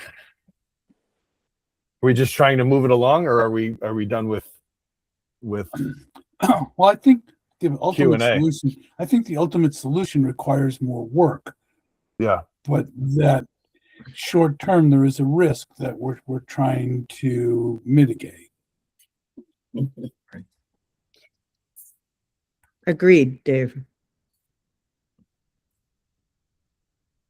You haven't bound the coverage, so go back to the broker specifically tomorrow and say, if we bound over what our intention is, and that could be the excess with Philadelphia, $5 million. If we bound that over and canceled it, is there a specific cancellation charge? Just as specifically on that one that's under consideration on Brian's proposal. Yeah, that's a good point. It's like, hey, we need to know, we're really uncomfortable. We don't want to fly naked. So we're going to do this, but we want to do some more work. What is Philadelphia going to bang us for a cancellation charge if we cancel the umbrella? I would be comfortable going forward with that. I'm sort of comfortable going forward now. It's not I He said 10, Craig, not then. Dave, you said you'd be comfortable with 10, right? No, I said I'd be comfortable going forward with that. Oh, okay. With 5 million and understanding that what the cancellation fees would be and allowing us to do more due diligence in, because to be perfectly honest, I'm not sure that the umbrella policy, we're not getting the best value there. It just seems. One thing that I didn't pick up, to Brian's point, having the underlying and the umbrella with the same carrier is a plus. There's no Right. coat of arms pointing fingers at, Hmm. at one. So they own it all. So that could be okay. The thing I don't know is when we'll have an alternative solution, or if we'll have an alternative solution. So I think if we think of it this way, the only alternative solution we have right now is to pay $27,000 money which we don't have We do not. the budget, and then we have to go to our membership and explain that. I mean, that's No, just we crazy. would, we would have to take it out of the reserves. We do have the authority to spend $20,000 without going to the membership. However, in the next, budget, they would have to know that going forward, it's coming out of the operating budget at an extra $13,000. Right. Did Because- Philadelphia decline to quote it a $10 million limit? Yes, They did. yes. Would they take a $7.5 million limit? These were the only ones I asked her, I said, can you Okay. get any other terms? And actually, she only first quoted me the 5 million, and then she finally came back with the 10 million. And that was it.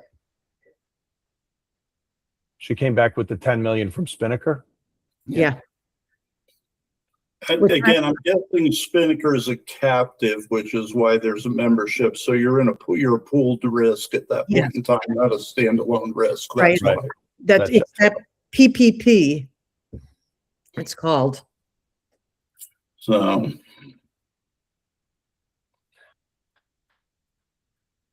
That means preferred property program, apparently. Julia, Dave, do you want to redefine Brian's motion? That we go with the 5 you want to amend? umbrella, amend wanna it, am- yeah, amend it. you're talking about amending it subject to understanding the cancellation charge is Yes. right, what you're proposing. Yeah, do you So want you to, have no second on Brian, so that's the good news there is. Yeah, I So would that second it. that hasn't moved, so. I would second that with the caveat that we understand the cancellation fees. So you That's a would new motion. So you would second the $5 million umbrella with the caveat that we fully understand the cancellation. That's correct. Okay. So, is there any further discussion? I'll just add a quick Google search said Philadelphia Insurance does not charge any surrender penalty. The refund is typically calculated on a pro rata basis. So you get the unused premiums, like I said earlier, but that's just a So this search. cancellation one that you're looking at right now that Brian has up, that was on the hub. And I think that's the $5 million policy. But the hub is the broker, right? They're the Yeah. broker, yes. Yes. Yeah. So this, I think if I were a betting man and having been in this industry for quite some time, I'm thinking that's just a blanket thing because this is just a generic page that goes as part of their proposal, their internal proposals that puts everything together. That's my guess. So You got to really look at, like, if you look at our current liability umbrella policy, it would say in there, well, that's not with Philadelphia, is it? Ours just says you have to write a letter to them and you cancel Philadelphia. We're with Philadelphia for liability right now, Yes. General liability, yes. not the general. Or the package, yes, The package. property package, yeah. We are with Philadelphia now. We've been with I'm Philadelphia. talking about the umbrella. The umbrella, No, It's Greenwich or is whatever. Greenwich and it's Greenwich, Kevin Davis, who is the broker. And now they won't offer it again. Oh, okay, all right. So Okay. now it's, hold on, I think I need better glasses. I think it's Liberty, right? Yeah, Liberty, Kevin Davis. So all in favor of Dave's amended motion? I, I I can't Aye. see everybody. Hi, Cassie. Craig's eye. Dave, Craig, Aye. what about Jeff? Nancy. Jeff, are you in there?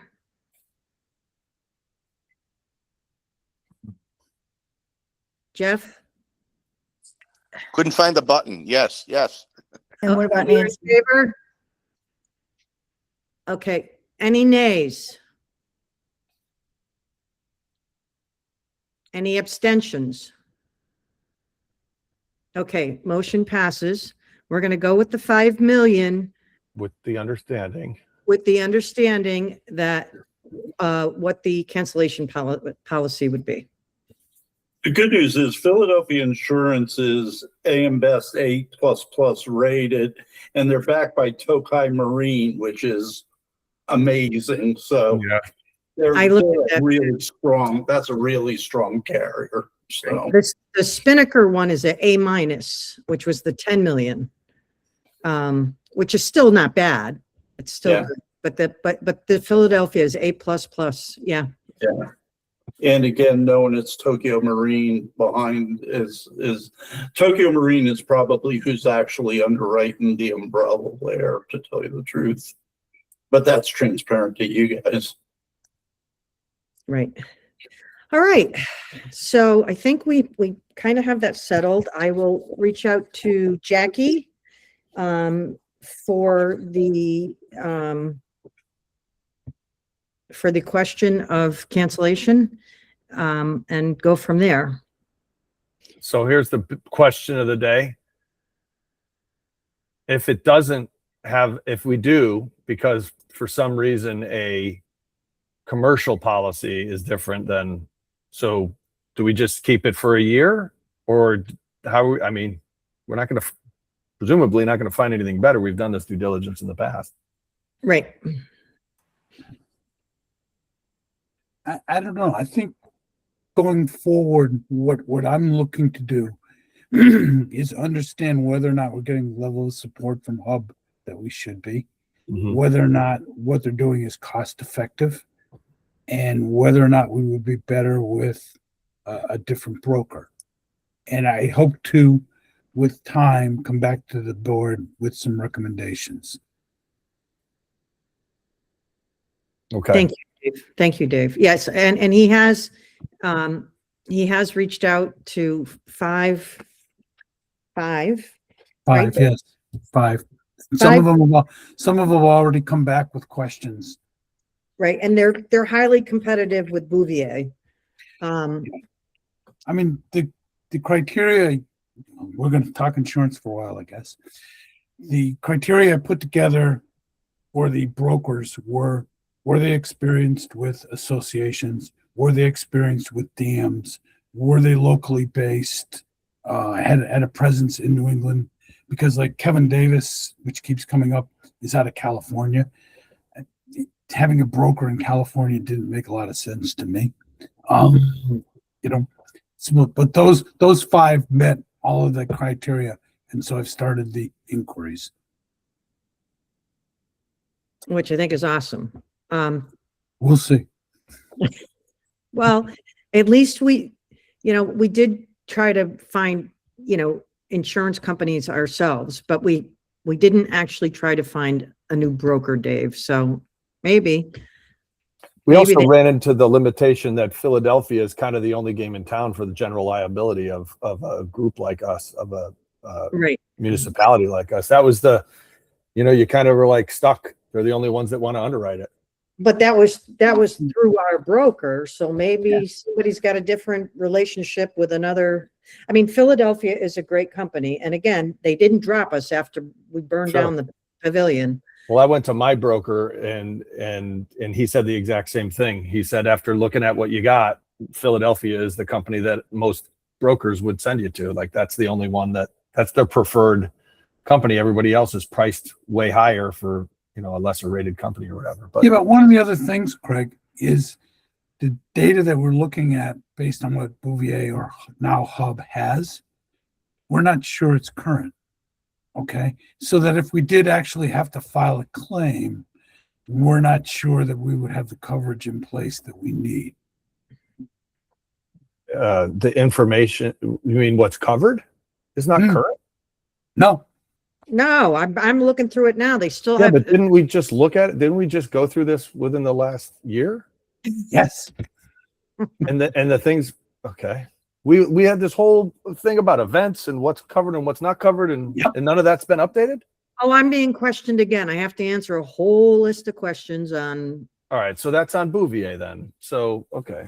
That's exact, which is why. See, Right. Yeah. So we might find another broker that'll still use Philadelphia, but maybe they'll have a different relationship for umbrella. Who knows? okay. Who knows? But it's worth it to look. The reason I brought that up is because if the motion that just passed was with the caveat that we can get out of it, and we can't get out of it, then then we're back to square one. So Well, I think Craig, the idea is if we can't get out of it, we're staying with it for the year, but during this year is when we do all the work to really dig deep and find if there is any other, okay, that makes sense to me. I just thought that it's this year's dam project. there it is. There's always a project, Dave. I hereby resign. Just You kidding. So I think we made a good decision for this year. And I think we have a good plan in place going forward to like really do some better research. I mean, this was an eye opener with this umbrella this year. Totally not expected. So Well, great work by you, by Dave, and Michael. Thank you very much for chiming in. yes, thank Very you. much appreciated. Ditto, all around. Yes. Anyway, it is, time check is 8:49. Now, granted, there isn't football tonight. However, we have another, big item on the agenda. So but I will say football will be starting pretty soon, but it's not on Oh, Tuesday stop. night. It's Monday. It's Monday nights. I digress. Okay, so, do we want to, I mean, we really, this is something we really wanted to talk about, the reserves. Dave, can we just maybe put some, I mean, it's, I think everybody's pretty well burnt out at this point. I do too. I'm not sure we're going to have a meaningful conversation relative to the reserves and the assets. I mean, what I wanted to put on the table was 3 points for consideration. The first one being, how are our reserves being managed? i.e., are we just putting them in a savings account and getting a minimum interest? Should we be managing that money differently? That's the first point. Second point was, are the amount of funds that we're putting into reserves sufficient for our needs with respect to the assets? For example, the biobasin just came up and we don't know what else will come up. Do we have sufficient planning to address that with our reserves? And the third thing is, and I brought this up before, is asset utilization, because the one that bothers me the most is the property that we own up on Briarcliff that's fenced off by Connecticut Water, and they have full utilization of our property, which means although we're paying minimal taxes on it, I think Connecticut Water should own that property, not the Property Owners Association of Lake Hayward, and that they should be paying us for that. Those are the three things that I wanted to discuss relative to assets and reserves, but it probably needs a different meeting for that. And minus, to Dave's point, just want to say this, minus the foot. So Dave is talking about the property up at the Connecticut Water that we don't even have access to our own property, but minus the 1 foot that surrounds our perimeter so that it protects from building, is what Dave was talking about. And does everybody know what I mean by that?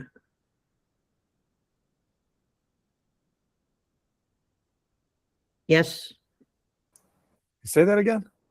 So the property that Dave is talking about that is pretty useless to us, that the Connecticut Water Company has a water tower, then they have it fenced off internally, and then they have it fenced off externally. That is, we have, what is it, half acre, Dave? Yeah, we have one lot which runs from the street back to our second lot. The first lot that runs from the street is 25 feet wide. It runs back to our second lot, which is about a half acre. Access to the first lot from the street is not there because Connecticut Water has a 4-foot chain link fence across our property. So our thought was,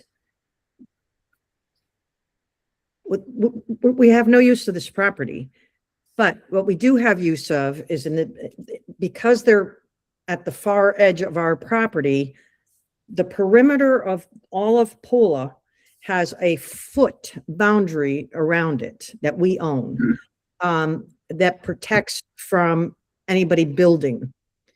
So what I was trying to say was that if Dave is suggesting we offer this property, obviously for value, to the Connecticut Water Company, it makes sense. But if we offered it to them, it would be minus that 1 foot that are still owned by us, that perimeter. So they would own a property inside our boundaries. No. Well, yes, Yes. yes. But And they they already would- do. They already Right do. now, right now, they have total utilization of our property. I get it. Go ahead, Julia. For reference, that's where the old tennis courts were, Right. up there on the hill. And that's what that property was used for. And then when they came down here, it just kind of got abandoned.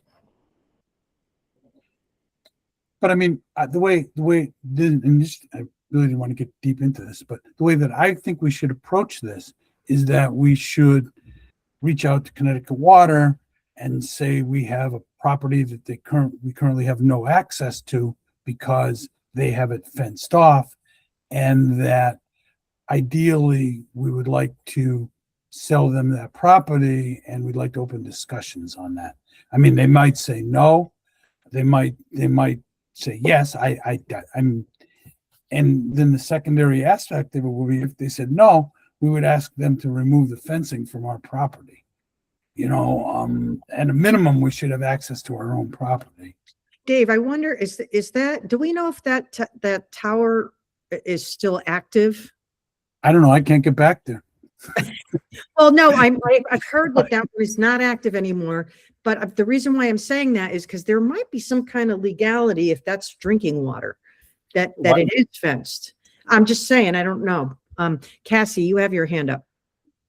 I was just gonna say, why would they want to buy it if they already have what they need without having to own it?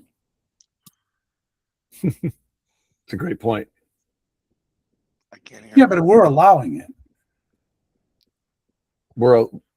So who gave them the right to put the fence there? When did that get put there? Who knows?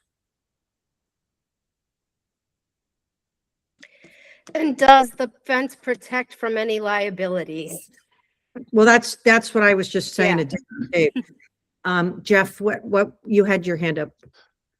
First to clarify, I think, Dave, did you say that they already have full access anyway? Is that what you said? They have it fenced off and they have access to it through a gate on their property. But Okay. our property and the access way of our property is fenced off. There's a 4-foot high fence around our property, and then there's a 6-foot high fence around the water tower. So what benefit would they gain by purchasing this property? Well, I think that they would they would own the property that they currently do not own, and that they would be legal in what they're doing. Well, Do I it just think- seems like glorified bragging rights at this point. Well, I It doesn't think seem like, in other words, we what's in it could- for them, really? Well, I think that, to be brutally honest, I think that they would pass the costs on through the water bills, okay? And you know, they would recoup what they paid us. And so it really is one pot, you know, the money coming out of one pocket, you know, and going into another one. But I think it's an underutilized asset of ours that we have no access to at this time. Brian, go ahead. Does Connecticut Water have signage on that fence to No. say no trespassing or anything? They have signage. I'm trying to remember. I believe they have signage on their 6-foot high fence, but not on the 4-foot high fence. Oh, okay. Go If ahead. you're looking for motion, just to go ahead and proceed and call them or contact them, I'd say something to that effect, that go forward with that idea. Do they have any Try to- easement rights? We don't know. Yeah, it does, actually. It does have easement, rights. Right, Dave? Did So we? Do we have easement rights? Is that what you're asking me, or does No, Connecticut? I Water? mean, is there an easement? Like, There was no if it's easement. our property, we have to grant them access to it. So where is the document that No, gives them access to it? So our property is a 25-foot wide strip from the road back to our other piece of property. Okay, we own the 25-foot piece of property, and we own the half acre that's behind it. It's like Yeah, we- having a driveway into a lot. We own both. There's no easements on either one of our properties. They have just fenced off our access so that we cannot get to our 25-foot strip or the piece in the back. Or the half acre, right. All right, so it seems to me we need to find out why the fence was put up and who put the fence up and under what authority. And then Right. from there, we can go, if they say, well, we put it up 25 years ago. Well, I mean, I think, It's not that old. all right, so if they put a fence up on our property, Hmm. then we should find out who did it, who approved it, why, and then start the conversation there. Because if they're using our property and not giving us access to our property, presumably it's their fence and it's locked, then we have a right to ask these questions. I have a contact that's higher up in Connecticut Water. Can When we they- just go to the town and go to the town clerk and find out if there was ever a permit pulled to put a fence? Well, Or if there's, That's easy, but Yeah. um, Yeah, we I should- think before we talk about selling the property, which I think is a great idea because it does nothing for us, and it could provide some cash reserves. I don't know what it's worth, but it could provide some cash reserves. But I think before we entertain that conversation, we really got to figure out why the fence is there, who put it there, and what rights do we have of our property, and what rights do they have? You know, does this become one of those, well, we've been maintaining the property for such and such a time and now it's ours? I don't, we don't. no, That's not a viable, that's not viable in a municipality. All right. Well, the Thank bottom you. line is they blocked our access, so we need to figure out who did that and why, and then go from there. So, Yes. Okay. So, I mean, basically the conversation that I wanted to have, and that was the third one of the three things, was the level of interest. So there is some interest and we need more information. That's what I'm getting out of this. The other two things, you know, like, I mean, what we need to consider, and I think we need to do more work on, is are we allocating sufficient funds for the reserve? And then the second thing is how are we managing that money? Right. And as I mentioned to you, Dave, Dave and I talked a little earlier. Julia and I were considering, I don't know, it was a while ago, and we just haven't had time to go down and talk to the bank about CDs, or which would make that, you know, a more comfortable, I guess, to be in a CD. But certainly there are people that do this for a living, like financial investing. I don't know anybody like that. We don't either. But This is you the know, setup. so that, Probably a huge conflict of interest too, by the way, but well, I mean, you know, even, you know, to offer some Guidance. because Yeah. our money, you know, right now the reserves are a little bit lower because we just took that 50,000 out. But it's still worth looking to put some money into some investments. I totally agree with Dave on that. I don't disagree. I don't think any of us, right? We're leaving money on the table. I mean, right now we have a very low risk portfolio. Okay. And we probably should be taking on a little bit more to get a better return. So you know, does somebody feel inclined? Craig? I mean, yeah, we should definitely talk about it. Absolutely. I'll look. I'm trying to find it on the drive what we have in there now, and what does our charter say? But does our charter say anything about that? Nope. Not that Bylaws I've- don't say anything about that. Nope. Nope. Nope. We can invest, but we have to obviously have to Has to figure be out. liquid. Yeah, Right. there has to be some liquidity, you know, but I mean, even in the really safe money that I have, I use treasuries and you know when they're gonna mature and what the yield's gonna be, but we're not getting even that. Yep. Right. Okay. So unfortunately, we did have a long discussion on insurance, which it was necessary.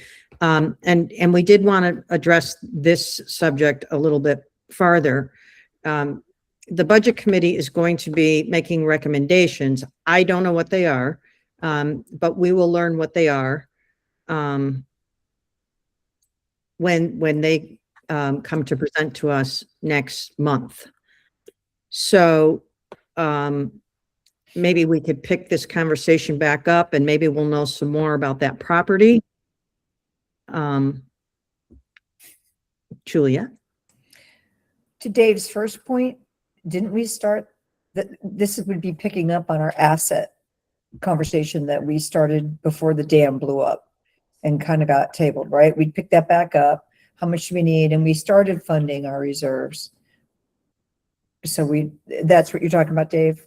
Well, there's Yeah. unallocated reserves too. Yeah, you know, right. Is it, but I'm not sure it's sufficient, you know? Right, yeah. But if we pick that discussion back up, I mean, we'd go back to our 8 assets that we identified and how we need to fund Yeah. those over I mean, time. but for example, the biobasin was not an asset that we Yeah, identified. It as- was, it was, It was, it was. okay. It was one of Alright. the 8. Yeah, so, but we need to look at all of that and, you know, allocate money and understand what the needs are going to be. And Right. because a lot of it, and the insurance is important, but a lot of it in our monthly meetings, we deal with the here and now, you know, rather than, you know. Planning forward. Yeah, So the whole point of the matrix that there was 4 that we, I think, completed, and the whole point of those and 8 that we identified was so that we had the 5, the 10, and maybe the 15-year plan. But, you know, as I was speaking to Dave earlier, because we're starting out and, you know, for instance, the courts, the tennis courts, I mean, we have cracks in them now that, I don't know, could be 7 to 10,000 to fix them again. In the capital fund, I think there's, and I don't have it in front of me, I think it's like, he's got like 4,000 or 5,000 in there. It's not going to cover these cracks. So, and it's going to deplete the fund that he already has. So there goes his 2-year plan and his 5-year plan. So we're starting, you know, we're heading in the right direction, but, you know, we can't just all of a sudden, you know, lay huge taxes to fund each one of these to the point where they're safe for 15 years. So it's a balance, right? Yeah. It's a balance. You know, that these repairs or these functions that happen, I think there's money in for the pavilion. If the budget committee doesn't decide to go for staining the pavilion this year, it really needs to be done. So, or next year, whatever, it needs to be done. So, so that funding will also be depleted. It just won't be in the operating budget. So it's something that we do need to work on. And I know this came at the end, and I knew insurance was going to be pretty long. Did you share about the town taking over Glimmer Glen, which is kind of a good thing, right? Oh, so, so thus far, Don, oh, I'm going to mess up his name. I think it's Angles Grove, something like that. He is I guess he's the new director. I think it's official now, of Public Works. And so we were getting some odd emails about trees that were on our property and so forth. And then I don't know if all of you remember, but there was somebody that came up at the June meeting and said to me that they had sent Public Works a request for a pothole on Wildwood, and that they referred them back to the association because apparently, and then it clicked in my head that this new person didn't understand that the town owns our roads. So I sent an email to them, informing them, or Don, and he responded that in 1950, when the town took over our roads, they did take over all but Forest Way and Glimmer Glen. And then I corrected him. I believe he meant Pilgrim Way, not Forest Way. And he said, although we will maintain Glimmer Glen. So all that story for that final little end, but I wanted you to know it is how a victory. Yeah. it is. Yeah. So Julia and I took a drive up and down it. Actually, I gotta say, Glimmer Glen I'm like, I wish Wildwood was this smooth.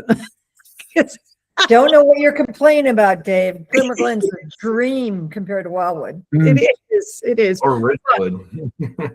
So I have a question, Lori, before we adjourn, on the security and how that's going with the off-duty officers. So, you know, I think at first a little bit of a learning curve. I want to say he's a younger guy. I don't know if you've all met him yet. And he's learning the ropes. There was a party Sunday that was starting like right before he was ready to leave. And there was like 6 cars with no tags. He told them, you know, they had to get tags. And he asked them if they had a rental or whatever, the woman said that she had a rental, so I've been kind of really trying to guide. His name's Josh, and tell him, please get names, carry a little pad around with you if you can't remember, and please write down names of people that you talk to. So I looked on the calendar, I didn't see any pavilion rental, so I reached out to Lynn, and she said, oh, I'm so sorry, they did it 3 days ago, and so forth. Well, so he did do his job, and he's finding these really interesting pull-up passes that They're hysterical. aren't they funny? You didn't see the last one. Oh, So I saw them. That's crazy. I happened to be sitting next to somebody who said, oh my God, my grandmother was alive when that one was around. And that was like circa 2013. So so anyways, the good news is that the security is working and that people are pulling out these tags, even though they're atrocious, but they know they need a guest tag to go down. So I think it's working. It was unfortunate that the security wasn't there later. I think that's the only thing I'm finding, because the party that ensued, it was 10:30, and I'm not even sure why. I looked at the camera. Oh, because there was screaming, there was noise. And so I looked at the camera and I said, geez, I go, well, there's only 2 cars in the parking lot. And I couldn't see in the pavilion because the camera's battery's low. And all of a sudden, a police officer, a state trooper, pulled up to the stop sign. I'm like, oh, now there's police. And yes, I had entertainment. I need a life. But so the police officer got out and he walked into the pavilion, and then all of a sudden I saw like 15 kids coming out, and I'm like, holy crow. So they cleared out all their stuff. He had them clear out. He had them, whatever. So some of them were carpooled in because they had to wait for the kid to return. They were very polite, nice kids. They were members. They did have a reservation, but the police are definitely more involved now. When I came home yesterday, it was Larry sitting in the parking lot. Larry is the town of East Haddam officer. He was sitting in the parking lot. Resident trooper. Resident trooper. No, he's not the resident trooper. He's the East Haddam police officer, which I didn't know we had. We do. I just thought we had the state troopers. But he works Monday through Thursday, and he works like the second shift. And then there's other part-timers that work during the day and or weekend shifts that are East Haddam police officers. So if you call Troop K, they're available, they will send the East Haddam police first. But anyway, so to answer the question, I think it's working out well. I think people are getting the message. Unfortunately, a lot of them seem to be members that are not complying. But and we almost towed. We had the tow truck here, and it was Third Beach people, and they moved their vehicle to Second Beach. They played the little game, and then the security guard found them at Second Beach and was like, no. So, but he did make the mistake of telling them the tow truck was on the way. So they moved again. So it's been a little learning curve for him, but I do think it's working. I do think like for, the late night things is where we have a lot of, I don't want to say issues, but the fact that the police are now, taking notice, I think that's helping too. And I think they're doing that more so now too, because they know that we have security in place. And Good. Thanks. you're welcome. All right. Motion to adjourn. Second. All in favor? Can't see everybody. Aye. Any nays? Any abstentions? Excellent. Everybody have a wonderful night. Thank you so much for everything tonight. It was a long night. Good night, everybody. Take care. Thanks, everybody. Bye. Thanks. Mhm.